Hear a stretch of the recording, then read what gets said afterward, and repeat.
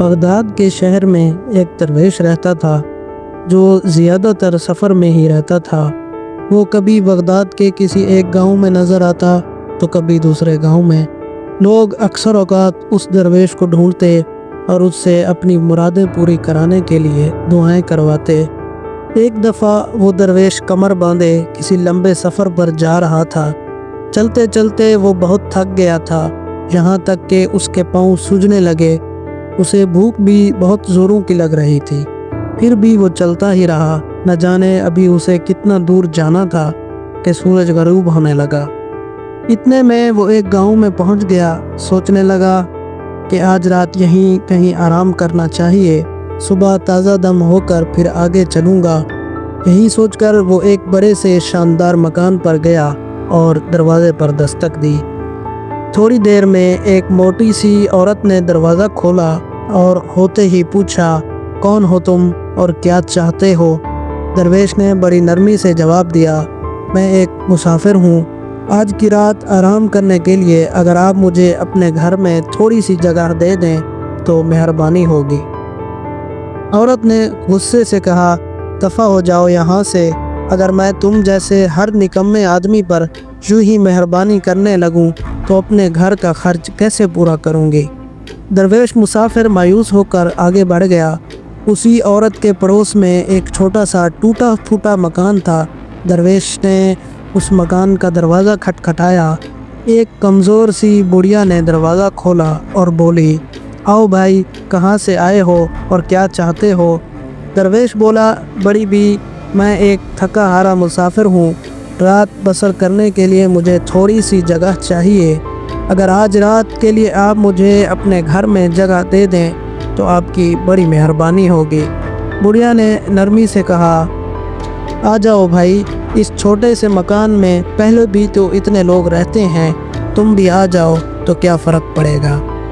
जब दरवेश अंदर गया तो उस औरत ने चारपाई पर बिखरे कपड़े समेटकर एक तरफ रख दिए और चारपाई मुसाफिर के आराम करने के लिए खाली कर दी।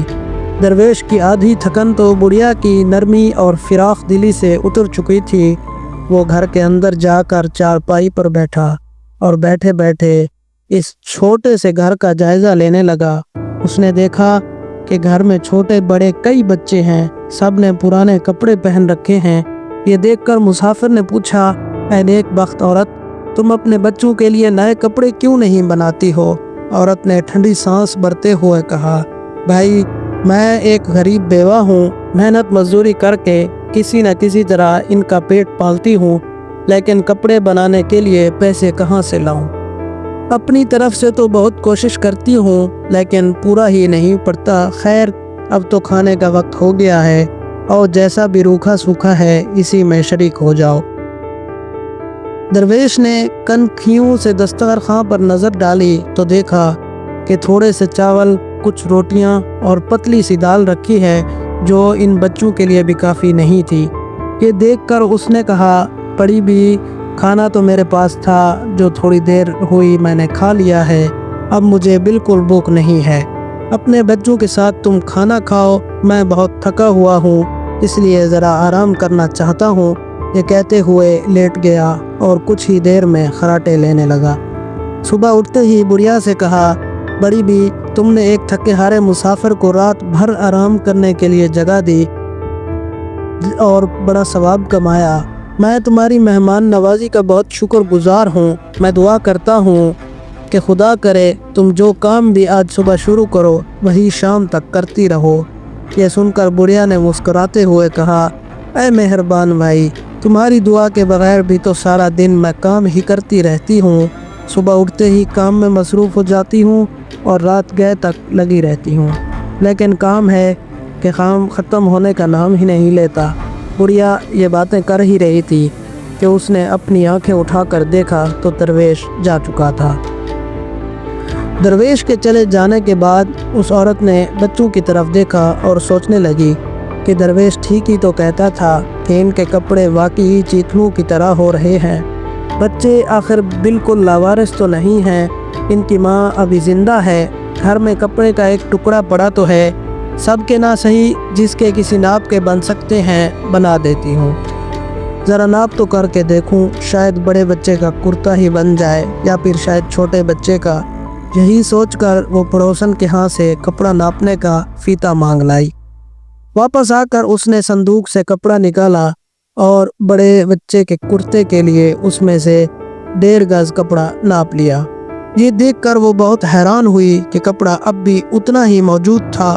اس نے دوسرے بچے کے کرتے کے لیے بھی کپڑا ناپ لیا، مگر کپڑا پھر بھی اتنا ہی تھا۔ اس کے بعد وہ سب بچوں کے لیے کپڑا ناپ کر رکھتی گئی، یہاں تک کہ سینکڑوں ہار ناپنے کے بعد بھی کپڑے کا ٹکڑا بدستور اتنا ہی باقی رہا۔ فرش پر نپے ہوئے کپڑوں کا ڈھیر لگ گیا، پھر بھی وہ کپڑا ختم ہونے میں نہیں آیا، مگر جیسے ہی سورج غروب ہوا وہ کپڑا بھی ختم ہو گیا۔ عین اسی وقت کسی نے دروازے پر دستک دی تو بڑھیا دوڑتی ہوئی دروازے پر گئی۔ دروازہ کھول کر دیکھا تو پڑوسن اپنا فیتا لینے واپس آئی تھی۔ اسے دراصل فیتے کی نہیں، وہ محض یہ جاننے کے لیے بے چین تھی کہ اس غریب عورت کے پاس ناپنے کے لیے ایسی کون سی چیز آ گئی ہے جو ابھی تک فیتا واپس کرنے نہیں آئی۔ اب جو اس نے دیکھا تو اس کی آنکھیں کھلی کی کھلی رہ گئیں۔ سارا کا سارا گھر نئے اور اچھے کپڑوں سے بھرا ہوا تھا۔ وہ عورت حیران ہو کر پوچھنے لگی، ارے بڑی بھی، اتنا سارا کپڑا آج تمہارے پاس کہاں سے آیا؟ غریب عورت نے جواب دیا، ارے بہن، یہی تو میں خود سمجھ نہیں پا رہی۔ میرے پاس تو کپڑے کا صرف ایک ٹکڑا پڑا تھا، جسے ناپ کر میں یہ جاننا چاہتی تھی کہ کیا اس سے بڑے بچے کا کرتا بن سکتا ہے یا نہیں، مگر اس ٹکڑے کو ناپتے ناپتے شام ہو گئی، تب کہیں جا کر وہ کپڑے کا ٹکڑا ختم ہونے میں آیا۔ وہ درویش مسافر واقعی کوئی اللہ والا انسان تھا جس نے جاتے جاتے مجھے یہ دعا دی تھی۔ امیر پڑوسن نے گھبرا کر پوچھا، کون مسافر اور کیسی دعا؟ غریب عورت نے جب سارا قصہ سنایا تو امیر پڑوسن نے سر پیٹ لیا۔ دراصل وہی درویش مسافر پہلے اسی کے گھر پر گیا تھا جسے اس نے جھڑک دیا تھا۔ اب وہ اپنے کیے پر بہت شرمندہ ہو رہی تھی۔ اپنے گھر واپس آ کر اس نے نوکر کو حکم دیا کہ فوراً جاؤ اور اس مسافر کو ڈھونڈ کر لاؤ، جب تک وہ نہ ملے تم بھی واپس نہ لوٹنا۔ اگلے دن صبح سویرے نوکر گھوڑی پر سوار ہو کر مسافر کی تلاش میں نکل پڑا۔ دن بھر اس مسافر کو تلاش کرتا رہا۔ آخر کار ایک راستے پر وہ مل ہی گیا۔ اس نے اس سے پوچھا، بابا آپ کیا وہی مسافر ہیں جو پچھلی رات فلاں گاؤں میں ایک عورت کے گھر میں ٹھہرے تھے؟ درویش مسافر نے جب ہاں میں جواب دیا تو نوکر نے کہا، میری مالکن نے آپ کو یاد کیا ہے، آپ میرے ساتھ واپس چلیں۔ درویش نے کچھ سوچتے ہوئے پوچھا، کون مالک اور کیسا کام؟ نوکر نے جب اسے اپنی مالکن کے بارے میں بتایا تو مسافر نے اس کے ساتھ چلنے سے انکار کر دیا۔ نوکر نے التجا کی، اے مسافر، اگر آپ میرے ساتھ نہیں چلیں گے تو وہ مجھے زندہ نہیں چھوڑے گی۔ درویش مسکراتے ہوئے کہنے لگا، اگر یہ بات ہے تو میں ضرور چلوں گا۔ دوسری طرف نوکر کے چلے جانے کے بعد امیر عورت نے بہت ہی عمدہ اور لذیذ کھانے تیار کرنے شروع کر دیے۔ اس کے آرام کے لیے صاف ستھرا نرم بستر بچھایا اور نوکر کو اسے آرام کرنے کا حکم دیا۔ درویش مسافر 3-4 دن تک واپس وہیں ٹھہرا رہا۔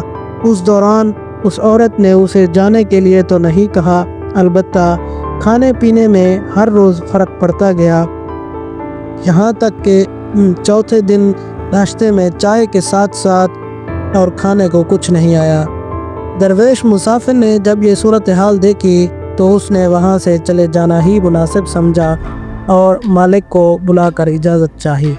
امیر عورت یہ سن کر بہت خوش ہوئی اور مسافر کو مزید رکنے کے لیے بھی نہیں کہا، وہ درویش کو گاؤں سے باہر چھوڑنے کے لیے چلی گئی۔ درویش بھی چپ چاپ جا رہا تھا۔ امیر عورت سے رہا نہ گیا اور بولی، اے نیک دل مسافر، کیا جاتے جاتے مجھے کوئی دعا نہیں دو گے؟ مسافر نے اس کا شکریہ ادا کرتے ہوئے کہا، میں آپ کا بہت شکر گزار ہوں اور دعا کرتا ہوں کہ آپ جو کام صبح شروع کریں شام تک وہی کرتی رہیں۔ عورت کے دل کی تمنا پوری ہو گئی، وہ خوشی سے جھوم رہی تھی۔ مکان کے اندر آئی اور کپڑے کا سب سے بہترین اور بڑا سا ٹکڑا صندوق سے نکال کر सोचने लगी कि कितना लाजवाब कपड़ा है, अब मैं शाम तक इसी को नापती रहूँगी और कपड़ा ख़त्म होने में नहीं आएगा।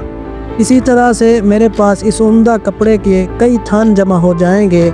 सबसे पहले तो मैं अपने और अपनी बेटी के लिए नए नए कपड़े तैयार करवाऊँगी और फालतू कपड़े को बेचकर हज़ारों रुपए कमाऊँगी।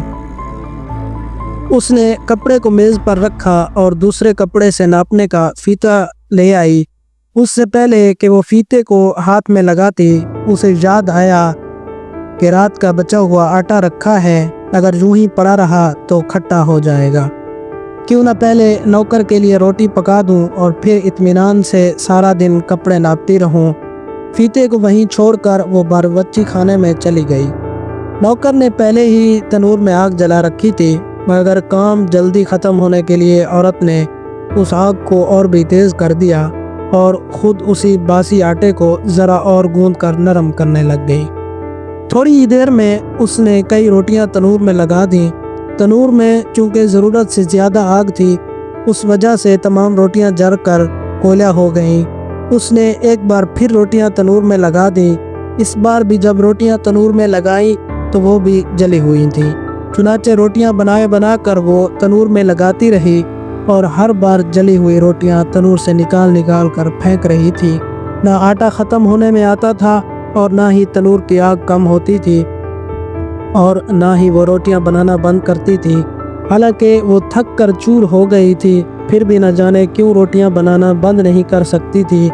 उसे यूँ महसूस हो रहा था जैसे कोई ताकत उसे उस काम को जारी रखने पर मजबूर कर रही है। उसके हाथ तेज़ी से खुद ब खुद काम करते जा रहे थे। वो दिन भर रोटियां बना कर जलाती रही। ना सिर्फ बावर्ची खाने में बल्कि सैन में भी जली हुई रोटियों का ढेर लग गया था। जैसे ही सूरज गरूब हुआ, ना सिर्फ बर्तन में से आटा ख़त्म हो गया बल्कि तनूर भी ठंडा पड़ गया।